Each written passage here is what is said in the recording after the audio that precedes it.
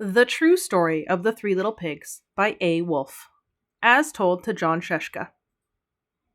Illustrated by Lane Smith.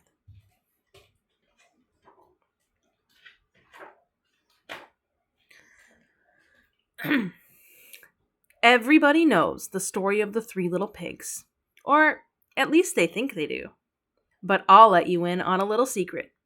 Nobody knows the real story because nobody has ever heard my side of the story. I'm the wolf, Alexander T. Wolfe. You can call me Al. I don't know how this whole big bad wolf thing got started, but it's all wrong. Maybe it's because of our diet. Hey, it's not my fault wolves eat cute little animals like bunnies and sheeps and pigs. That's just the way we are. If cheeseburgers were cute, folks would probably think you were big and bad too. But, like I was saying, the whole big bad wolf thing is all wrong. The real story is about a sneeze and a cup of sugar. This is the real story. Way back in Once Upon a Time, I was making a birthday cake for my dear old granny. I had a terrible sneezing cold. I ran out of sugar.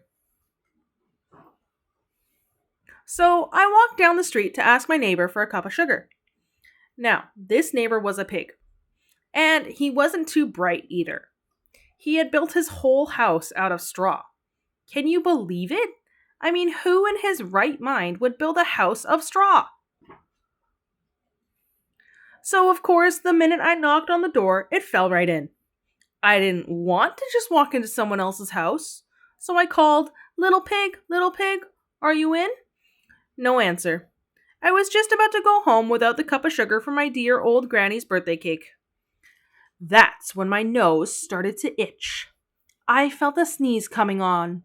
Well, I huffed, and I snuffed. And I sneezed a great sneeze. And you know what? That whole darn straw house fell down. And right in the middle of the pile of straw was the first little pig, dead as a doornail. He had been home the whole time. It seemed like a shame to leave a perfectly good ham dinner lying there in the straw, so I ate it up. Think of it as a big cheeseburger just lying there. I was feeling a little better, but I still didn't have my cup of sugar, so I went to the next neighbor's house. This neighbor was the first little pig's brother. He was a little smarter, but not much. He had built his house of sticks. I rang the bell on the stick house. Nobody answered. I called, Mr. Pig, are you in? He yelled back, Go away, wolf, you can't come in. I'm shaving the hairs on my chinny chin chin. I had just grabbed the doorknob when I felt another sneeze coming on. I huffed, and I snuffed, and I tried to cover my mouth, but I sneezed a great sneeze. And you're not going to believe it, but this guy's house fell down just like his brother's.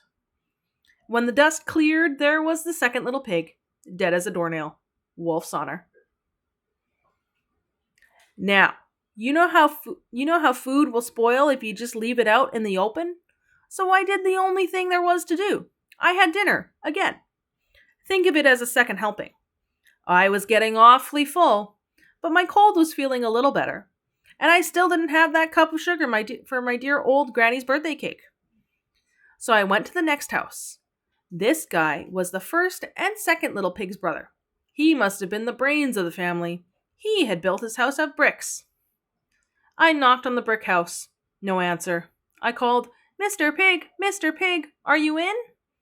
And do you know what that rude little porker answered?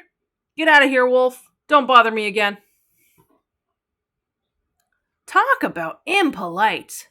He probably had a whole sack full of sugar, and he wouldn't give me even one little cup for my dear sweet old granny's birthday cake?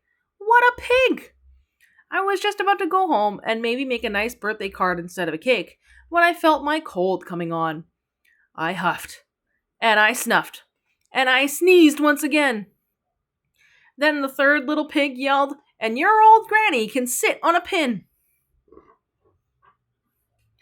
Now, I'm usually a pretty calm fellow, but when somebody talks about my granny like that, I go a little crazy. When the cops drove up, of course I was trying to break down this pig's door. And the whole time I was huffing and puffing and sneezing and making a real scene. The rest, as they say, is history. The news reporters found out about the two pigs I had for dinner, and they figured a sick guy going to borrow a cup of sugar didn't sound very exciting. So they jazzed up the story with all that huff and puff and blow your house down, and they made me the big bad wolf. That's it. The real story. I was framed. But maybe you could loan me a cup of sugar?